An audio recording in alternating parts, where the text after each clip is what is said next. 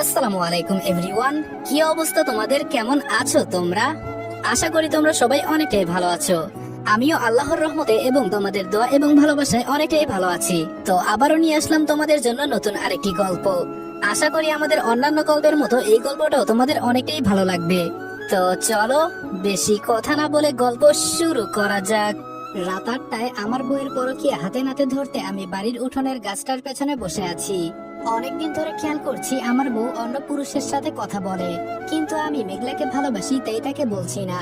মেঘলা কয়েকদিন আগেই বলেছিল, আমি আর তোমার সাথে সংসার করব না, তুমি স্বামী হিসেবে অযোগ্য এবং অক্ষম পুরুষ।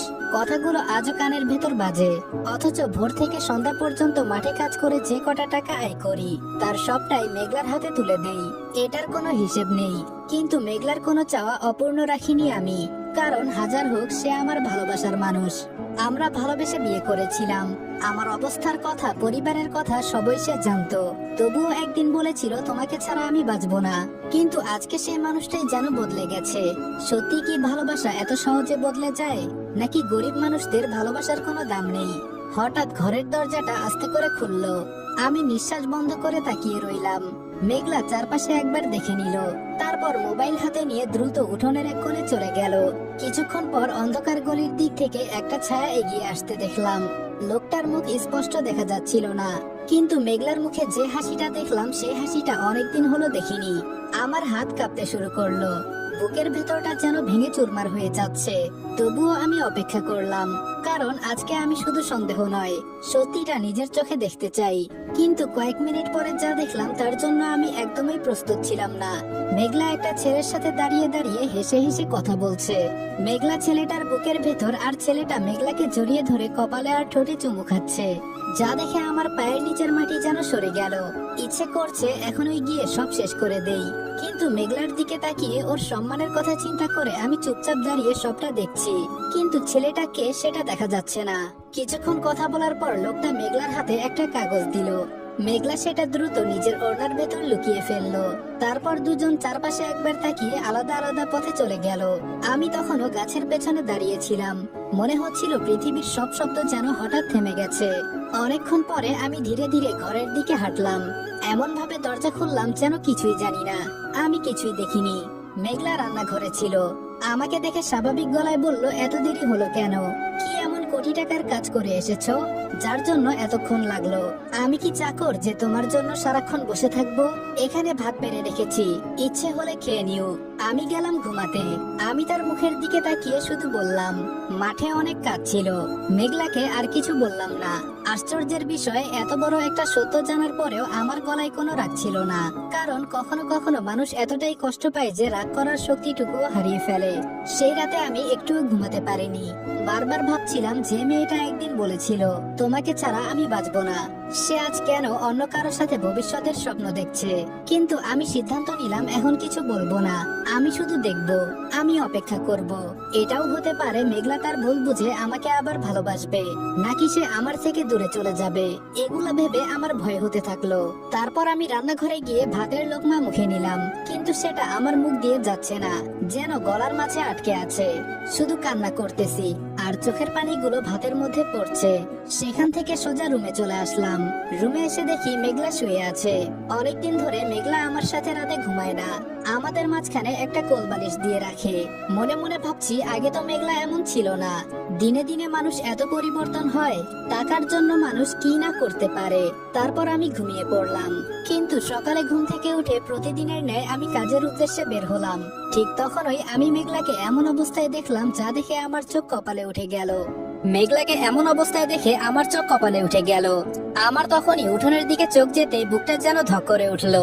আমাদের বাড়ির সামনের আম গাছটার পাশে মেঘলা দাঁড়িয়ে আছে, আর তার সামনে দাঁড়িয়ে আছে ফাহিম, মেঘলার খালাতো ভাই। আমি সেখানেই থেমে গেলাম। তারা যেন আমাকে দেখতে না পায় সেজন্য চুপচাপ ঘরের আড়ালে সরে দাঁড়ালাম।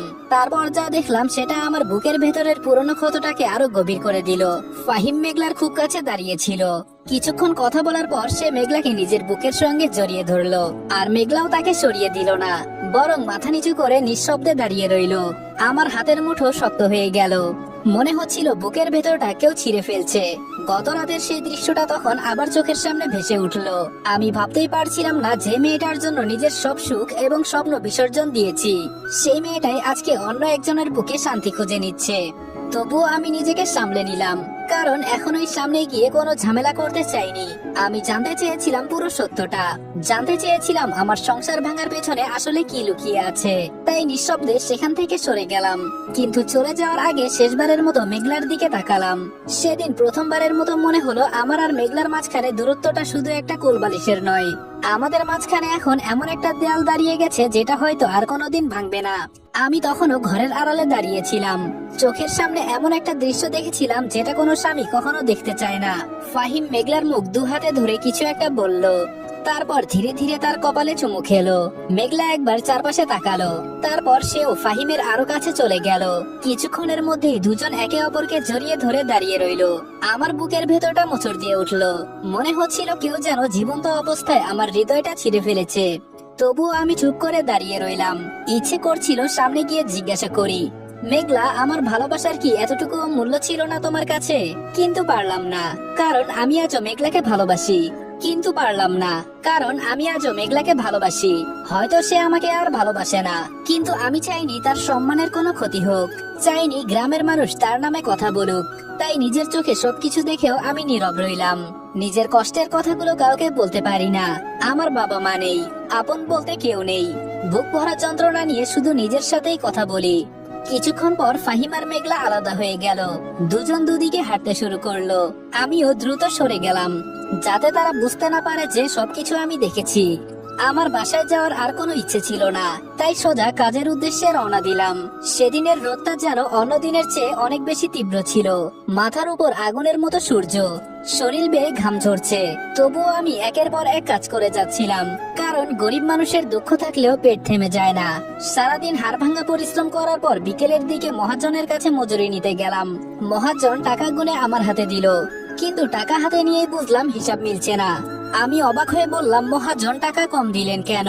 লোকটা ঠোঁট বাঁকিয়ে বলল, যতটুকু কাজ করেছিস ততটুকুই দিয়েছি। আমি শান্ত গলায় বললাম, সকাল থেকে সন্ধ্যা পর্যন্ত 1 মিনিটও বসিনি, আমার পাওনা টাকা কাটবেন কেন? মহাজন বিরক্ত হয়ে বলল, বেশি কথা বলিস না তো, টাকা নিতে হলে নে, না হলে রেখে যা। আমার ভেতরে জমে থাকা কষ্টটা যেন হঠাৎ বের হয়ে আসতে চাইলো। আমি বললাম, আমরা গরিব বলে কি আমাদের ঘামের কোনো দাম নেই? সারাদিন রোদে পুড়ে কাজ করি, আর শেষে এসে পাওনা টাকা থেকেও কাটবেন?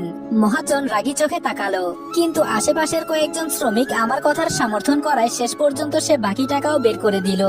টাকাগুলো হাতে নিয়ে আমি কিছুক্ষণ চুপ করে দাঁড়িয়ে রইলাম। ভাবলাম, মানুষ কত সহজে গরিবের অধিকারটুকু মেরে দিতে চায়। তারপর বাজারের দিকে হাঁটতে শুরু করলাম। যত কষ্টই পাই, মেঘলার জন্য কিছু না নিয়ে বাড়ি ফিরতে মন চাইলো না। রাস্তার পাশের দোকান থেকে মেঘলার পছন্দের ফুচকা কিনলাম, সঙ্গে কিছু ফল আর সামান্য বাজারও নিলাম। হাতে ছোট ব্যাগটা নিয়ে হাঁটতে হাঁটতে শুধু একটা কথাই ভাবছিলাম, যে মেয়েটা আমার ভালোবাসার মূল্য বুঝলো না, আমি আজও তার মুখে হাসি ফোটানোর চেষ্টা করে যাচ্ছি। হয়তো এটাই ভালোবাসা, যেখানে মানুষ বিনিময়ে কিছু না পেয়েও শেষ পর্যন্ত ভালোবেসে যায়। বাজারের ব্যাগটা হাতে নিয়ে ধীরে ধীরে বাড়ির দিকে হাঁটছিলাম। সূর্য তখন পশ্চিম আকাশে হেলে পড়েছে, অথচ আমার মনে হচ্ছিল আমার জীবনের সূর্যটা অনেক আগেই ডুবে গেছে। বাড়ির উঠানে পা রাখতেই দেখলাম মেঘলা বারান্দায় বসে মোবাইল দেখছে। আমাকে দেখে বিরক্ত গলায় বলল, এত দেরি হলো কেন? আমি ক্লান্ত মুখে বললাম, আজকে কাজ একটু বেশি ছিল। মেঘলা আর কোনো কথা বলল না। আমি ব্যাগটা তার সামনে রেখে বললাম, তোমার জন্য ফুচকা এনেছি, তোমার তো খুব পছন্দ। মেঘলা একবার ব্যাগটার দিকে তাকিয়ে ঠান্ডা গলায় বলল, এসব আনতে কে বলেছে তোমাকে? কথাটা শুনে বুকের ভেতরটা আবার কেঁপে উঠল। একসময় এই মেয়েটাই আমার জন্য অপেক্ষা করত। আমি বাজার থেকে ফিরলে হাসি মুখে ব্যাগ খুলে দেখতো কি এনেছি, আর আজকে? আমি মুচকি হেসে বললাম, মনে হলো ভালো লাগবে তোমার। মেঘলা কোনো উত্তর না দিয়ে নিজের ঘরে চলে গেল। রাতে খাওয়ার সময় আমাদের মধ্যে তেমন কোনো কথা হলো না। আমি চুপচাপ খাচ্ছিলাম। হঠাৎ মেঘলার মোবাইলে একটা মেসেজ আসলো। মেসেজটা দেখে তার মুখে একটা হাসি ফুটে উঠলো। সেই হাসিটা দেখে আমার বুকের ভেতরটা হাহাকার করে উঠলো, কারণ অনেকদিন হলো সেই হাসিটা আমার জন্য না।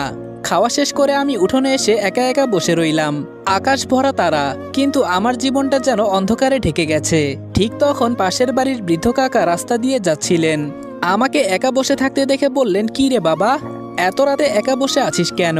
আমি জোর করে হেসে বললাম, কিছু না কাকা। কাকা আমার পাশে বসে দীর্ঘশ্বাস ফেলে বললেন, মানুষ যখন বেশি কষ্ট লুকায় তখন তার চোখই সবকিছু বলে দেয়।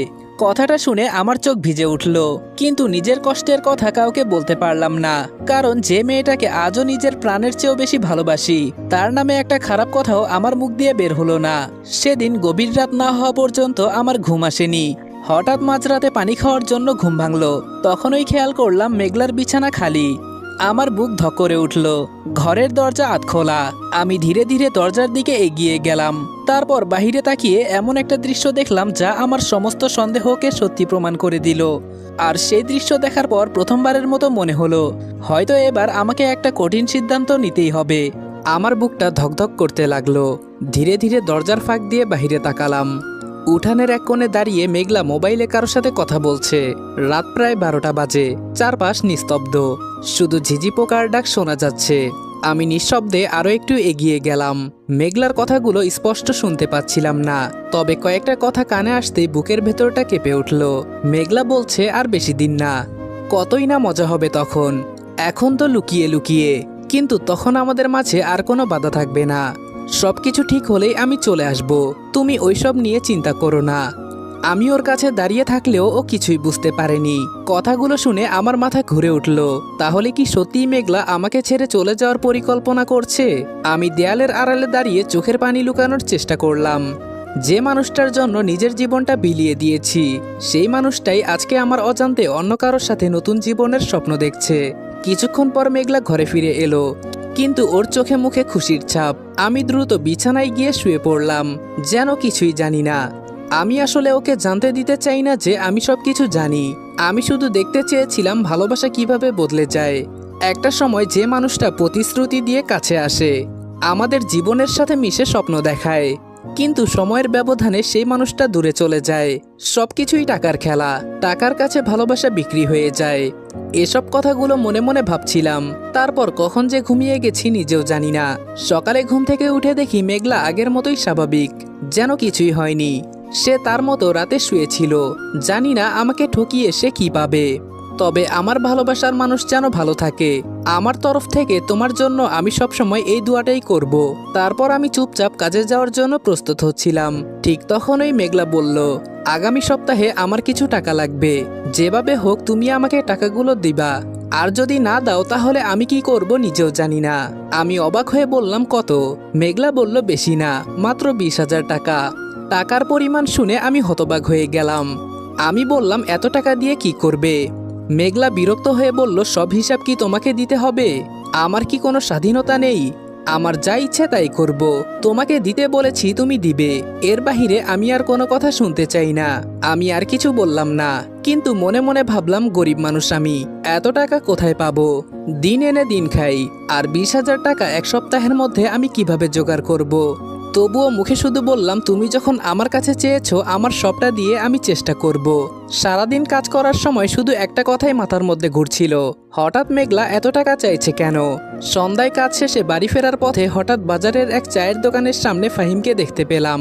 ফাহিম কয়েকজনের সাথে দাঁড়িয়ে কথা বলছিল। আমি তাদের পাশ দিয়ে যাওয়ার সময় হঠাৎ একটা কথা কানে এলো। ফাহিম বলছে, আর কয়েকদিন পরেই সব শেষ। এটা শুনে সবাই হেসে উঠল। কথাটা শুনে আমার বুকের ভেতর কেমন যেন করে উঠল। চোখের সামনে সবকিছু হচ্ছে, কিন্তু আমি কিছুই করতে পারছি না। আমার মনে হতে লাগলো আমার অজান্তে বড় কোনো খেলা চলছে, কিন্তু সেই খেলাটা ঠিক কি সেটা তখনও আমি জানতাম না। সারাদিন কাজ করার পর শরীরটা আর চলছিল না, তবুও মনটা অস্থির ছিল। বারবার মনে হচ্ছিল কিছু একটা আমার কাছ থেকে লুকানো হচ্ছে। সন্ধ্যা পেরিয়ে রাত হয়ে গেছে। হাতে সামান্য বাজার আর কষ্ট করে জোগাড় করা কিছু টাকা নিয়ে বাড়ির দিকে হাঁটছিলাম।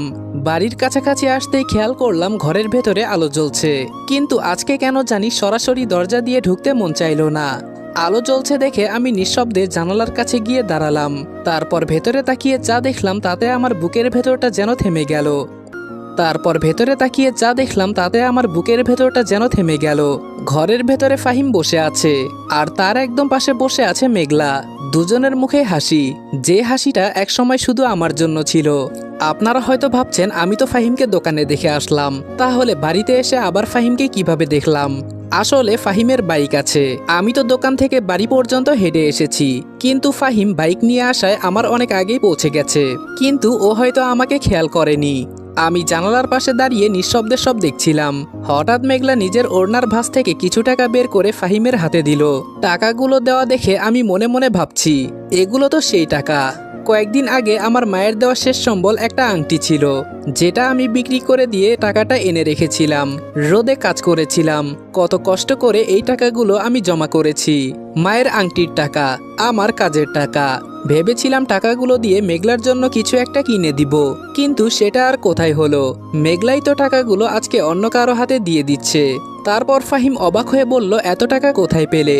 মেঘলা মুচকি হেসে বলল, সেটা তোমার জানার দরকার নেই, তুমি শুধু এগুলো রেখে দাও। ফাহিম তার হাত ধরে বলল, তুমি আমার জন্য এত কিছু করছো কেন? মেঘলা নিচু গলায় উত্তর দিল, কারণ তোমাকে হারাতে চাই না। আমি তোমাকে অনেক ভালোবাসি, তোমার জন্য আমি সবকিছু করতে পারি। কথাগুলো শুনে আমার চোখ ভিজে উঠল। আমি মনে মনে হিসাব করতে লাগলাম, এই টাকাগুলো জোগাড় করার জন্য কতদিন আমি রোদে পুড়েছি, কতদিন নিজের ইচ্ছাগুলো মেরে ফেলেছি, কতদিন না খেয়ে থেকেছি, আর আজকে সেই টাকাই অন্য কারো হাতে চলে যাচ্ছে। ঘরের ভেতর ফাহিম আবার বলল, যদি ও সব জেনে যায়? মেঘলা কিছুক্ষণ চুপ থেকে বলল, ও আমাকে অনেক ভালোবাসে, ও কোনোদিন বিশ্বাসই করবে না আমি ওর সাথে এমন করতে পারি। কথাটা শুনে আমার বুকের ভেতরটা মুচড়ে উঠল। হ্যাঁ, সত্যি তো, আমি তাকে এতটাই ভালোবেসেছিলাম যে হাজারটা প্রমাণ দেখার পরও নিজের মনকে বুঝিয়েছি। হয়তো আমি ভুল দেখছি। জানালার বাহিরে দাঁড়িয়ে আমার চোখ দিয়ে টপ টপ করে পানি পড়ছিল। আমি চাইলে তখন ওই ঘরে ঢুকে সব প্রশ্ন করতে পারতাম, আরও অনেক কিছু করতে পারতাম। তারপরেও কেন জানি আমার মনে হচ্ছে আমি কোনো একটা শেকলে বাঁধা। হ্যাঁ, এটা ভালোবাসার শেকল। আমি চাইলেও এই ভালোবাসার শেকলগুলো আমাকে কিছু করতে দিচ্ছে না, কারণ রাগের চেয়ে ভালোবাসাটা তখনও বড় ছিল। আমি শুধু ভাবছিলাম, মেঘলা, আমি কি এতটাই খারাপ ছিলাম? আমি কি সত্যি তোমাকে সুখী রাখতে পারিনি? নাকি আমার একটাই অপরাধ, আমি গরিব? সেদিন অনেকক্ষণ জানালার পাশে দাঁড়িয়েছিলাম। তারপর আমি আরও একটি দৃশ্য দেখলাম, যেটা দেখে আমার পায়ের নিচের মাটি সরে গেল। ফাহিম মেঘলার শাড়ির আঁচল সরিয়ে আলতো করে মেঘলাকে আদর করছে আর চুমু দিচ্ছে। মেঘলাকে বিছানায় শুইয়ে দিয়ে দুইজন অবৈধ মেলামেশা শুরু করে দিয়েছে, যেন পৃথিবীর সর্বোচ্চ সুখে তারা ডুবে আছে। এদিকে এসব দেখে আমার জীবনে বেঁচে থাকার আগ্রহটাই যেন চলে গেল।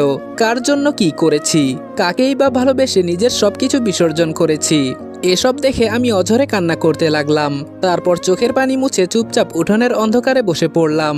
আকাশের দিকে তাকিয়ে মনে হলো, পৃথিবীতে সবচেয়ে বেশি কষ্ট হয় তখন, যখন নিজের সবচেয়ে প্রিয় মানুষটাই ধীরে ধীরে অপরিচিত হয়ে যায়। আর সেই রাতে আমি প্রথমবারের মতো সিদ্ধান্ত নিলাম, এভাবে আর চলতে দেওয়া যায় না। সত্যিটা যতই কষ্টের হোক, আমাকে তার মুখোমুখি হতেই হবে। কয়েকদিন ধরে আমি লক্ষ্য করছিলাম, মেঘলা আগের চেয়েও বেশি অস্থির হয়ে উঠেছে। প্রায়ই লুকিয়ে লুকিয়ে কারোর সাথে কথা বলে। আমি সবকিছুই বুঝতাম, কিন্তু কিছু বলতাম না, কারণ মানুষটা যেমনই হোক, মেঘলাকে আমি আজও নিজের জীবনের চেয়েও বেশি ভালোবাসি। সেদিন বিকেলে কাজ থেকে একটু আগে ফিরলাম। বাড়ির কাছাকাছি এসে দেখি উঠোনের পাশের বাঁশঝাড়ের কাছে মেঘলা আর ফাহিম দাঁড়িয়ে কথা বলছে। এটা দেখে আমি নিঃশব্দে একটা গাছের আড়ালে দাঁড়িয়ে গেলাম। মেঘলার কণ্ঠে তখনও অস্থিরতা। ফাহিম, আর কতদিন এভাবে চলবে? চলো আমরা পালিয়ে যাই। এই গরিবের বাচ্চা আমাদের কিছুই করতে পারবে না। শুধু শুধু সময় নষ্ট করে কোনো লাভ আছে? ফাহিম একটু চুপ থেকে বলল, এখন না, আরো কিছুদিন পরে, এখনো অনেক কিছু করার বাকি আছে। মেঘলা বলল, আরো কিছুদিন কেন? সবই তো ঠিকঠাক আছে। তাহলে তুমি কেন শুধু শুধু সময় নিচ্ছ?